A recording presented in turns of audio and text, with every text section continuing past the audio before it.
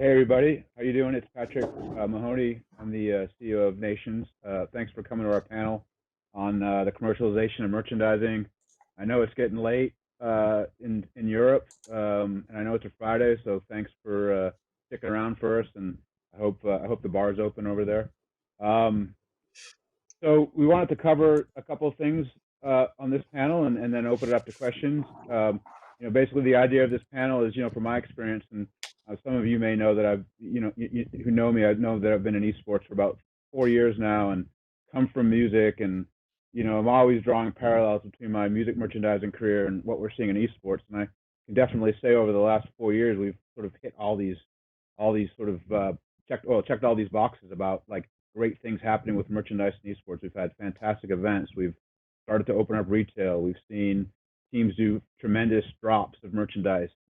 We've seen a couple brands or teams as brands like FaZe Clan or 100 Thieves do really well in the lifestyle space. And it's all really exciting, and it just seems to me like it's all moving in the right direction, and it's growing and getting bigger every day. So I wanted to do a panel on sort of the little bit of the nuts and bolts in that. This will be a little less focused on the 100 Thieves or the FaZe Clans of the world, where that's much more of a vertical lifestyle brand, and more just on the nuts and bolts of how merchandising is working in esports. And I think you'll find that there's a few things that we're doing that are sort of unique to esports, but I think you'll find, and the panel is going to lay that out really well, that a lot of the things that we're doing are really best practices that come with any merchandising program, be it regular sports or entertainment or anything else. So should be a good panel, and we should get started. So let me introduce everybody.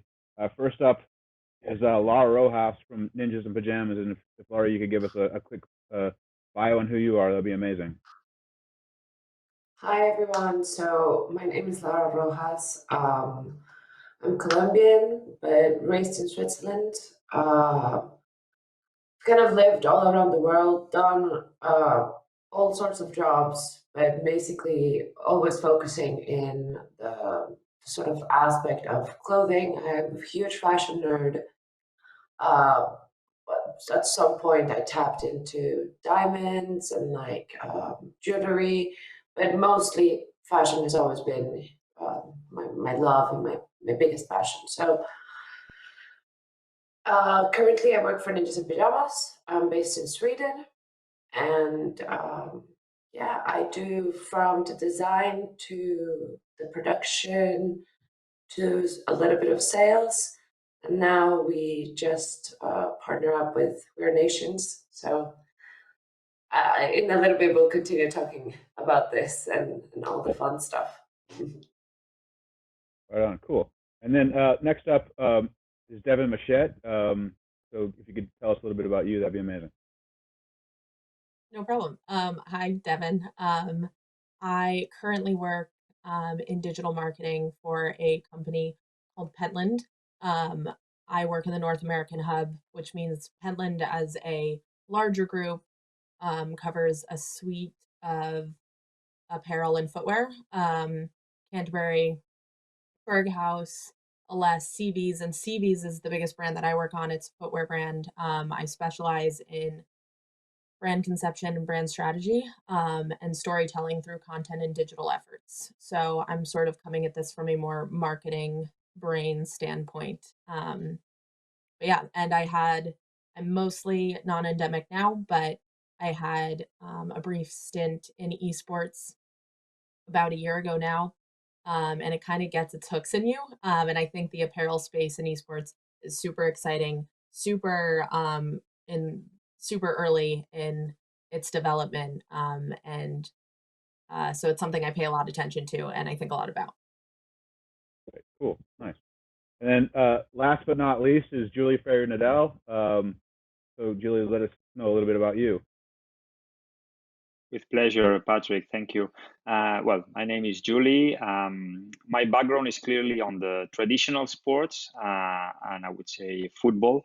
Clearly, I've been in football for the last 7 years in big clubs such as FC Barcelona and AS Monaco more recently. So I come from this, let's say, this side of the fans, and And it's been very interesting because from the perspective of the football club, I've seen, you know, how esports is getting into the ecosystem, and football clubs are trying to understand it and get a bit into it. Especially in my last experience in AS Monaco, we were present even in seven different games, and I've done merchandise agreements, and now I'm independent. I created my own company, and I have the Dani Alves esports team, Good Crazy, as a client, and recently closed and announced a very exciting agreement with We Are Nations also this week. So it's a very interesting space to be in, and I'm delighted to be with all of you tonight. Yeah, cool. No, this is fun. I you know, I remember when we, well, don't remember because it was only a couple of days ago, but when we got together a few days ago to talk about what this panel should be, I got a good energy from everyone. So, you know, for the next 40 minutes or so, let's have a good time here. So, Lara, let me start with you because I think there's sort of a linear progression to merchandising here that we should probably cover, and it probably will give context to everybody. And you know, what's great about Ninjas and Pajamas, at least from my perspective, is that when we started, you know, you were one of the first teams that we were working with, and sure, at the time it was limited. You know, we were getting product from you for events is really where we started, and it was clear that you guys were doing everything else in house, but you know what, you were delivering on time. You know, you were delivering at a good price. You know, you clearly had a good operation in house, and it's just only been recently, as things have developed for the team, that you've looked outside for additional partners. So it'd be great if you could sort of talk about that progression and how you came to those decisions. I think that the whole merchandise sort of scene in the esports from the past 4 years, from when I started Ninjas in Pajamas, has evolved at a speed of a snowball, just going down the mountain. It's been fascinating to see how some teams have done partnerships, some other teams have decided to done it in-house, just like Ninjas in Pajamas has. I feel that in the state of the world right now, we need a lot of pick me ups and like a lot of emotional connections, and that's when we decided, and we sat down and we're like, okay, strategically,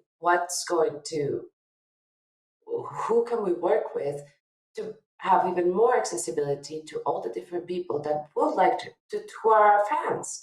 I mean, we have fans in the US, we have fans in Latin America, we have fans in Argentina, Brazil, China, Japan. So that's when we decided to go with We Are Nations and to start this sort of partnership where you guys help us, because you guys have the infrastructure, you guys have the know-how, you guys have the connections with other people, and a lot of you guys are on the ground in different locations. I cannot take a flight and just go down to Mexico and try to fix a deal with Mexico at a volume that it might not even pay my flight, right? Yeah. So it comes down to that. And we're super excited because, to be honest, at the end of the day, the whole reason why the four of us are sitting here is because of the fans. Without the love of the fans, the passion of the fans, esports wouldn't even exist. So it all comes down to, how do I get my product? How do I get that special moment where the customer takes the box if it was retail, and then he opens the box and he sees that T-shirt, that particular T-shirt that he really, really wants, or the hoodie or the jersey, and that magical moment, I hope that every single one who's a fan of Ninjas in Pajamas can replicate at a sustainable price, right? Because if you're bringing a jersey that is 60 euros to the US, it's probably going to end up costing 90 euros or $90.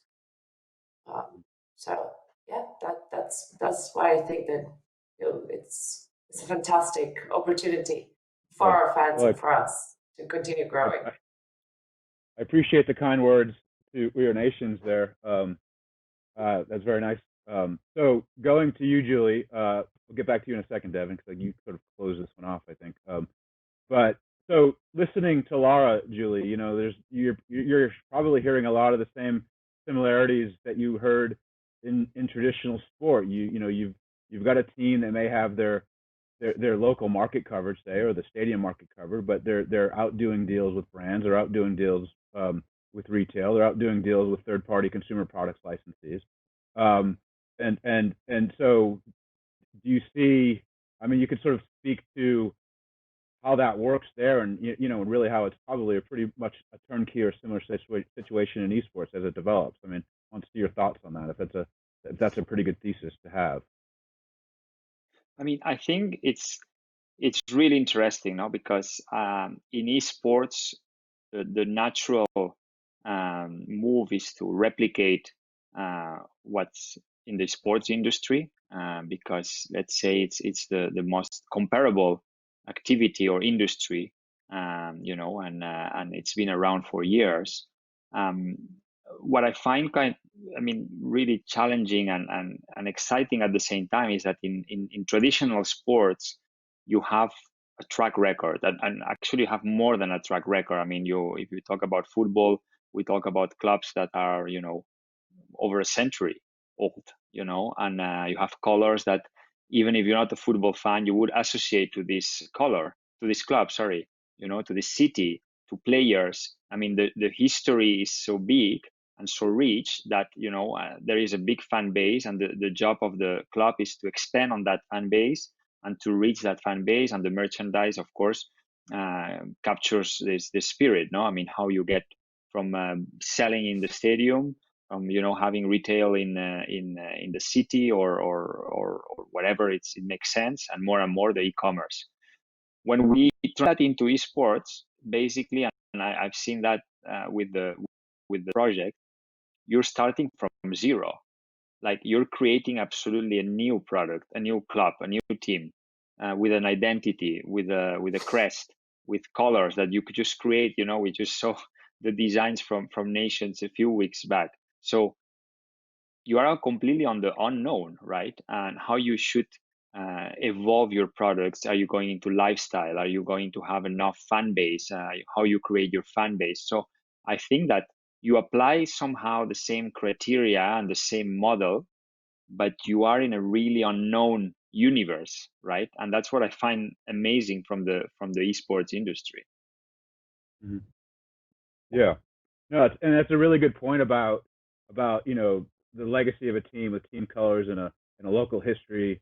We can all go to our favorite teams in traditional sports, and but so Devin, that leads to a good question, which is how, and there's probably no right answer yet, but how do you sort of solve for that? I mean, how do you? It's being disruptive for sure, like where you've got these, as some of you might know, I'm a huge cycling fan, and cycling is not based on city geolocation. They're all trade teams, and they all depend on sponsors, just like a lot of esports teams do. And I'll be the first one to admit they've not done a great job in terms of marketing themselves outside of the cycling community, or at least it's a pretty tight knit sport, at least here in the United States. So how do you solve for that in esports? Because it's almost a similar problem. Right. Thank you for asking me a solving question. That's helpful. No, but I think that it's tricky. I think that something in esports that I've always believed to be true is esports and gaming in general is you target the gamers, but you invite everyone. So you're sort of um, you play a very targeted game, a very small audience up front, and hope that it bleeds out from there. I think realistically, whoever wins the casual gaming battle is going to win. I think the casual gaming market is where a lot of the growth is. The diehard gamers, the LTV is much higher in your lifetime diehard esports fans, but realistically, that's a small percentage of the market. I think that we've seen in the past different apparel brands try and come in, do it not authentically, not really know who they were targeting, trying to target a more casual gaming set. But that's not how to win in this game, not at least not up front and not in the early stages of esports. I think one thing that's great about apparel and merchandise is your merchandise selling well is an indicator of how bought into your story your audience is. I think that with branded versus non-branded merchandise, there's benefits, there's pluses and minuses to both things, of course. I think that quite honestly, non-branded is going to be something that's easier for the casual gamer to step into, or the the casual audience in general. But you know, I still struggle with how to reach that market before you reach your diehards. And I think storytelling through merchandise, through branding is going to reach the diehard gamer first.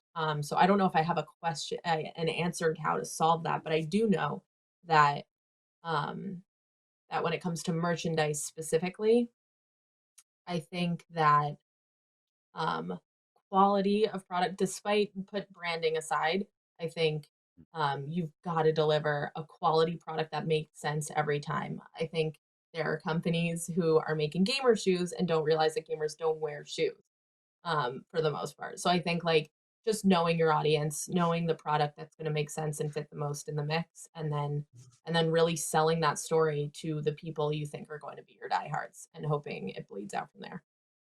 Sure. Cool. So let me ask you a follow-up question, then I want to sort of take that answer and hand it over to Lara on something. So what do you see really, and I know this could be a conversation in of itself for 45 minutes, but what do you see like the main differences between a FaZe Clan or 100 Thieves and the way they approach merchandise and someone like, you know, Complexity or Ninjas in Pajamas? I mean, I do think there's a difference. I have my way of saying it, but I'd be interested to hear what your difference is. Um, Good question. I think that um I feel like this is honestly an abstract answer because I would say there's a practicality, I think, in what Complexity and Ninjas in Pajamas are doing. I think there's um there's a sensationalism in the lifestyle brands that I think doesn't exist in Complexity and Ninjas in Pajamas. I think that anyone can be sort of can fit into the latter two brands. I think the first two, um, uh, I mean, and to be fair, that is how they've created more of a streetwear lifestyle. Mm. They edge more on pop culture than they do on gaming, and I Yeah. think that is a very different story to tell. I think much more that's much more I mean, I would also argue that the streetwear phenomenon in gaming Mhm. comes from the fact that yes, it's comfortable, but I also think that gamers don't really know what quote unquote fashion is, and it's easy to look at Supreme and be like, I understand the name Supreme, that's fashion, and I think so. I think that's a more culture based story, a more pop culture based story as opposed to a gaming culture story. Um, Yeah. and I can't speak to the product specifically, but that is how I feel about the both. So I think it might be fair to say that a team like Complexity and we'll ask Lara if it applies to Ninjas and Pajamas, but their gaming informs their merchandising, right? I mean, they're a gaming Right. organization first and foremost. Where you know, Sure. and I don't want to speak for FaZe or 100 Thieves because obviously they've had competitive teams and they've been competitive in leagues, but it definitely feels to me like they're leading with lifestyle. You know, it's a very important part of their Right. business plan. Yeah. Yeah, So and I that's feel more and like that's sort of what I meant, like yeah, totally. the foot they're leading with is fashion and pop culture as opposed to a Complexity and Ninjas in Pajamas who I feel like are leading with the gamers. They know gamers, they Right. get gamers, they are very much endemic and Yep. that's the foot they put forward. So Laura, my question to you is: are we getting that right? And is your gaming and your performance in gaming informing your merchandising? Yeah, and I think that actually what I wanted just to add what Julie was saying, what Devin was saying is it comes down to who do you want to be in the whole spectrum of esports. I mean, you can be into phone gaming, you can be into League of Legends, or actually you can be in very different games, and depending on which games you're in, it depends the sort of fan attraction that you're going to have. Your Dota fan is not the same person that you're going to have as your Counter-Strike fan. It's completely two different personalities, right? But it also comes down to when you look at the brands.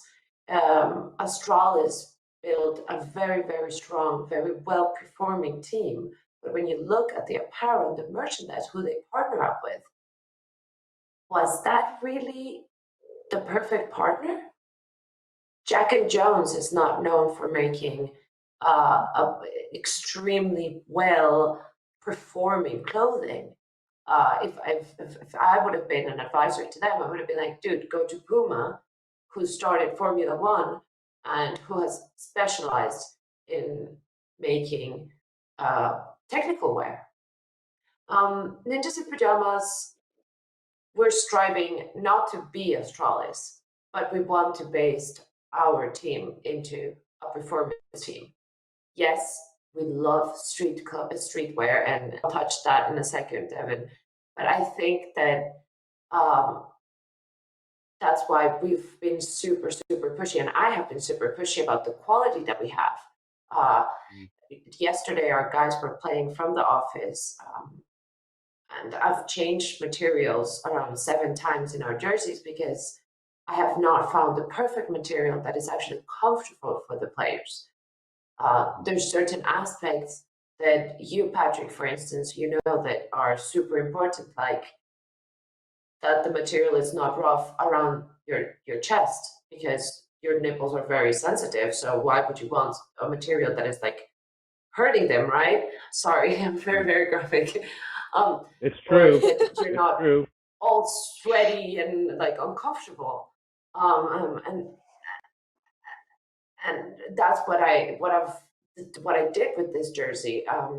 I grabbed Rez after the game and I told him, I was like, is your jersey all wet? And he's like, no, it's magic.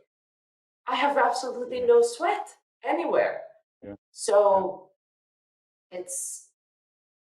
I'm not in any place to be Puma, but I'm getting closer. And now with We Are Nations, we're going to even create even more and bigger and more fantastic, more performing clothing as well at right prices.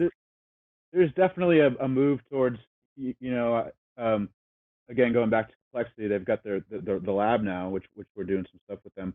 But there's definitely a move to what you're saying. I think there is definitely room on the technical side to improve the technical wear in the esports kit. But going back to you, Juli, again, because you've got this sort of a sport that's settled into its best practices for decades, right, in football.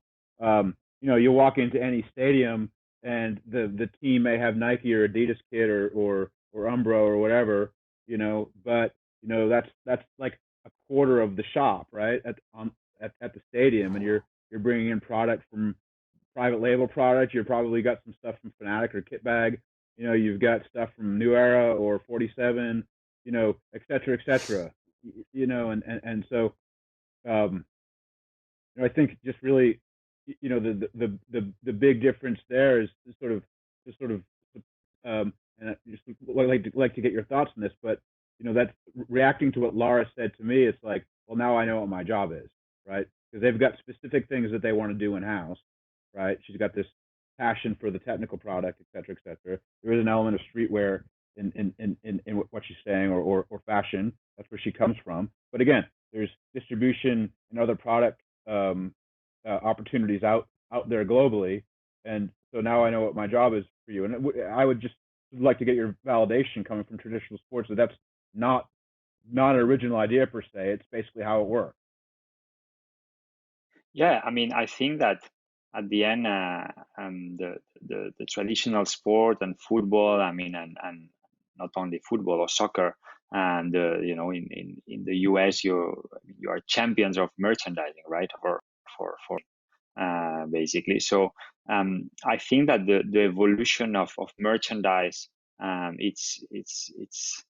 it's quite phenomenal in the football industry, the one I've been in, because the technical supplier, your kit supplier, first of all, is probably your most important sponsor. Already, there's a business side on it. It's really important. Your shop in the stadium, it's kind of your DNA. It's how you welcome almost your fans and visitors, and that enables you to develop a big. But the numbers clearly show that it's the kit, I mean, what makes the difference, right? And then you can have really cool products around it. I mean, first fashion product, textile products, apparel, etc. You have the second, I mean, and in football you have the home kit, the away kit, the third kit, the training kit. I mean, and these are things that have been evolving in the last decade, clearly, and even 5 years. I would say there's so many jerseys from the same club, so it's pretty remarkable, and this is really the core of the business. Then the rest, of course, you have earrings, and you can have paper notes, and you have whatever you want. You have magnets for the fridge. I mean, you have everything, but that's more almost like impulsive selling, right? When you are leaving the shop. And I think that when I translate that into esports, my question, it's because it's really a question, because I don't have the answer, and it's more for the rest of the panel, is the fan base fanatic enough, and is the type of fan, that is a younger fan and probably has completely different habits than the classic sports fan, is it fanatic enough to buy all this merchandise, buy a keyring of a team, or to buy whatever for shoes, or to be in the home, or a pajama from the club, because in football it's crazy the type of products you find with the colors of a club, right? And it's not that profitable per se, but it's just showing the power of the club. And I just wonder if the habits and the fanatism, in the good sense, of esports fan can lead you really to a profitable business, or you need to navigate it in a different way. Yeah, I mean, two things. For Sam, pretend this is a Charlton mug. I promised to bring it on the panel, and I totally forgot it. But in fact, when I walk into a stadium, I'm one of the guys that buys the mug. Sam actually sent me Charlton Football Club, the greatest football club in England. But past that, Devin, can you take a crack at that? Because I was going to ask the same thing, which is, how do you get from this core kit to expanding the market with accessories? I mean, and other products. I mean, granted, there's a scale play. Like if you have 1 million people instead of 100,000 people, it's going to automatically open doors by default. But how do we sort of develop those other products? Because I can tell you, there's no shortage of people calling us saying, we'd like to do the keychains, we'd like to do the mugs, we'd like to do the whatever in esports. And as Juli says, we'd love to do it, but we're still, most of our business, not a secret, is in jerseys. Sure. Yeah.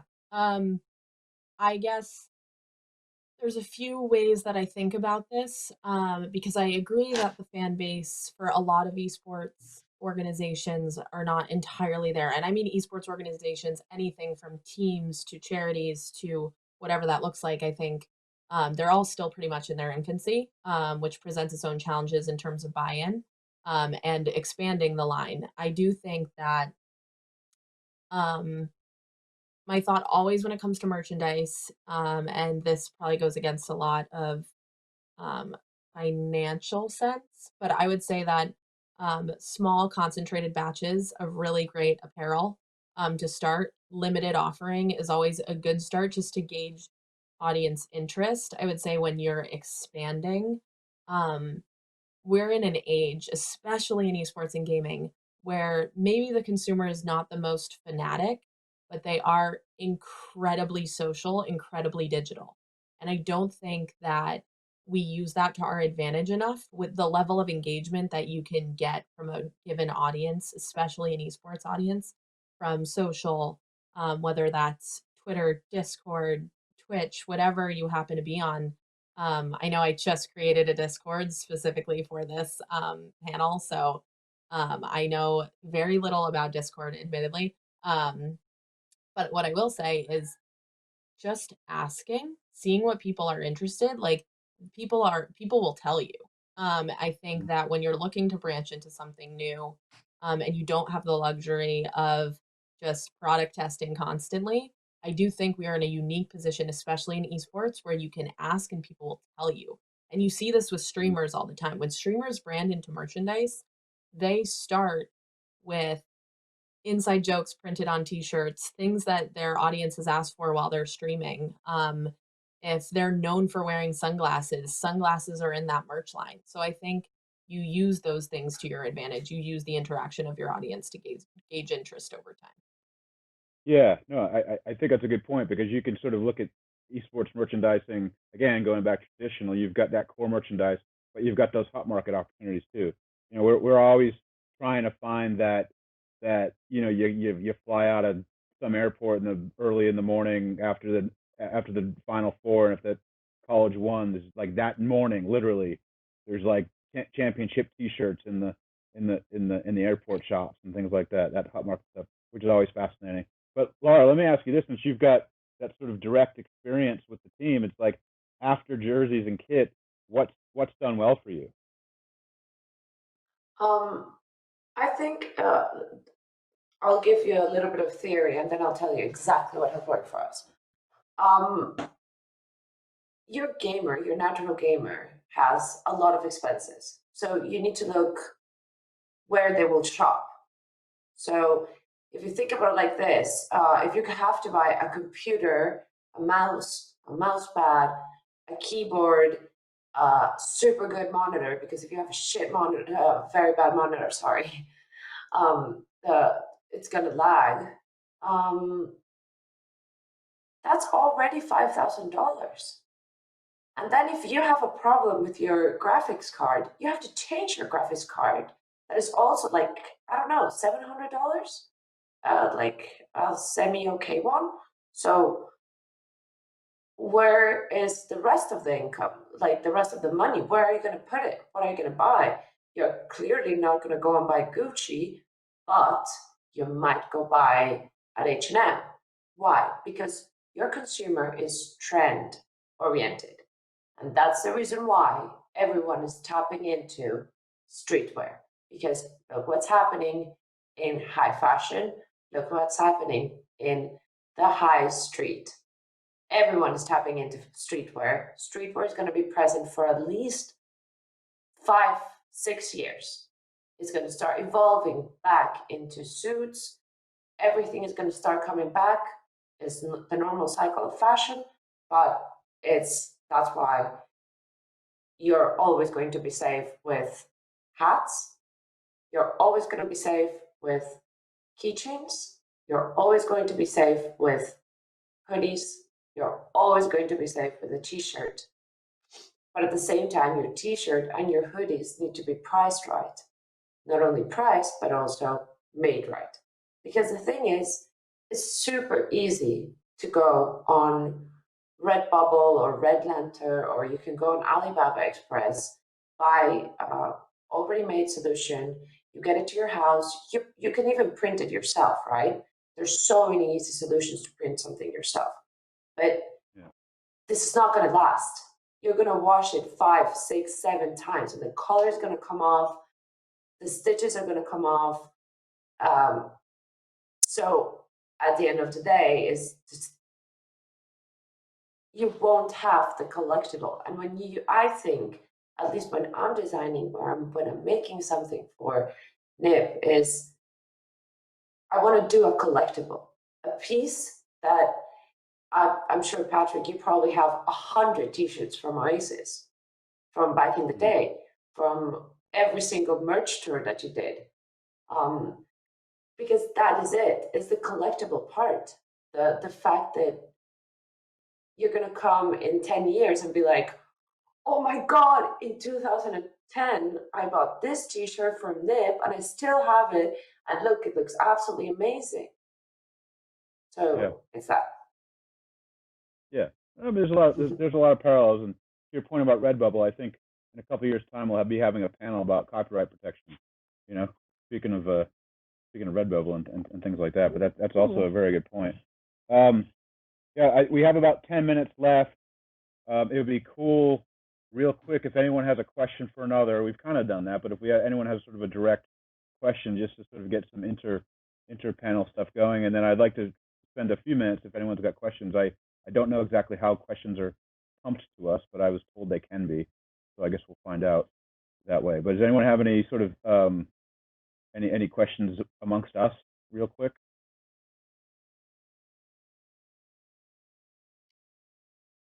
Yeah, I No? mean, Oh, you do? I'll ask Julie. I guess my interest is because I know people always make the traditional sports to esports comparison, and it drives me nuts because if that was true, realistically, like in when it comes to the merchandise conversation, the way that sometimes people treat esports, it would be like making a golf shirt and then expecting everyone who plays a sport ever to also be into that golf shirt. I think like people don't realize how different the esports are.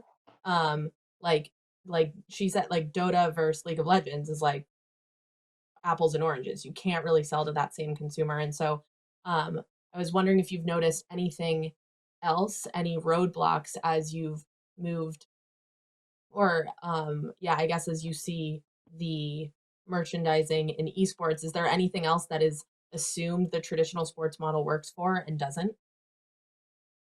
Well, I think that one common mistake, I would say, that it's done from the traditional sports. I lose concentration with your special guest, Patrick. I love your special guest. So cute. Sorry, everybody. So I think that the one big mistake, and it's not only about merchandise, I would say even sponsorship, is that people talk about esports as a whole. Like let's do esports, and this is literally like saying let's do sports. No, I mean, to your point, doing football is completely different than doing golf, doing tennis, right? It's completely different, and that's something that is very natural when we talk about sports, because everybody can understand that it's so different. No, golf from football, it's. I mean, you don't even need to be into sports to understand how different that can be. The general knowledge or opinion is always, okay, is sports like a unity, and certainly it's not. Certainly it's not. Sure. So I think that's one of the things that we need to come a long way, from the people that we come from traditional sports, to understand that and to understand the ecosystem of esports. That's challenging because it's a completely different way of thinking and seeing things, and a calendar of competitions that don't really make sense when we look at it from the traditional sports point of view, where you have the national competition and you have the international competition and then you have the national team competition. It's always very structured, and all sports more or less follow the same. Esports is a completely different animal, right? So I think that that's interesting, and I think the other one that links a bit to my project now with the Dani Alves one is okay. It's great to have a football celebrity, but the gaming community is in a completely different place than football, right? Meaning that they're not waiting for that. It's not like a football celebrity or any celebrity at all comes into the gaming community and everybody's waiting for that to happen. You need to adapt to that gaming community. You need to understand what's going on. It's not your name as a celebrity that will open any doors or give you any good numbers in terms of audiences, right? So I think that understanding this different community is also something, as you said, very digital, as you mentioned before. Absolutely right. I have nephews that are into this world, and you can see that it's completely different from when we had their age, and it's simply natural. So I think the mistake is to see esports like we see sports and thinking that the football celebrity will be there like welcome from day one. No, they need to gain the credibility and the respect of the community, right? So I think that that's I agree that there's a lot of parallelisms and things that are assumed, but at the same time, when you get into it, you are in a completely different world, completely different. Sure. Cool. So it looks like by my clock, we got about 5 minutes left, and we did get a question from one of the viewers. And Lara, I'll give you this. And the question is what's the next generation of esports merch? And I think that if I'm reading that correctly, I think it means we've talked about, you know, headwear and fleece and things like that will be things that exist that will come up in popularity as the sport and the collections and assortments grow. But do you have any thoughts of what a unique item might be, or something that may come into esports that as something new in terms of product? I think that we're going to see a lot of merge between tech and clothing. You already see it, but you're going to start seeing self-regulating T-shirts. You're going to start seeing T-shirts or pants that actually correct your posture. You know, there's so many technological advances that are starting to have already in the fashion industry that I think that are going to cross-pollinate into the ecosystem in esports in general, and also in the casual part of it. So the technical clothing, like the kits and the jerseys, that's going to be one thing. But then there's also going to be the casual part, and in the casual part, you're actually going to start having technological products. Let's say your hoodie that will actually will have like a better posture for your arm when you're like on the mouse, but it will not affect the friction that you could potentially have. Or if your hands are cold, you'll sort of like squeeze in the arms and warm up your hands. Yeah, sure. Okay, so maybe on the other side of that, Devin, another question came in: is there room for denim? Is there room for sort of the proverbial sort of $70 T-shirts and things like that in esports, like a sort of I don't Yeah, know, I 100%. LA boutique? Yeah. I think that, like, when I hear denim, I think a lot of times like heritage brands. I think there's so much sensationalism and collaborations in esports. I think that's not going to go away anytime soon, nor should it.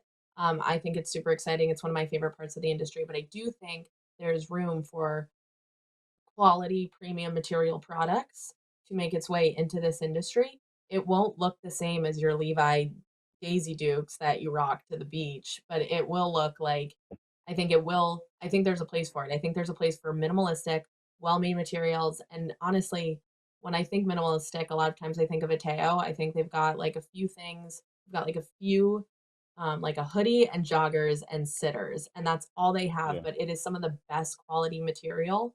Yeah. I would wear it all day long. And so I think that there's room for brands to come in and make really quality premium material products, whether that's button downs with a little stretch, denim with a stretch, that look good and cost more, but will be worn over time. Yeah. I think that is a harder market because you're up against your denim companies that already exist. And I do think that that's the more difficult play. But I think to that effect, your premium minimalistic materialed items are definitely going to have a place in this industry. Yeah, and I Do would you say think we might see? Sorry. Oh, sorry, Jill. Sorry, no. I just wanted to ask to your point, Devin.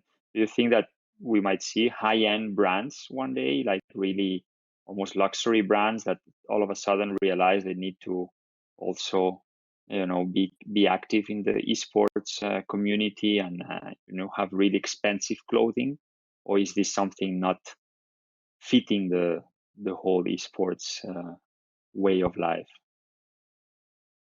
I would say similar to, I wouldn't say like, for me, like luxury, unless it's a collaboration, like, and I hate bringing up Louis Vuitton because Lord knows that their collaboration bums my whole soul out, their League of Legends collab. But not I think that team did a phenomenal job in game, I will say. I just didn't love the t-shirts. But No, I think there's space for like your Lululemons, your more expensive, how you see more expensive athleisure. I think that is absolutely a market that's going to develop and grow for esports. I just think that we're definitely not there yet, but I think that does tie into traditional athletics a little bit more. I think you will see those brands. I don't know about like anything more premium than that though. Well, It cool. was just Being Gucci. told we're at the end of our time, I think. Sorry, I've been told. So I apologize for cutting you off, Lara.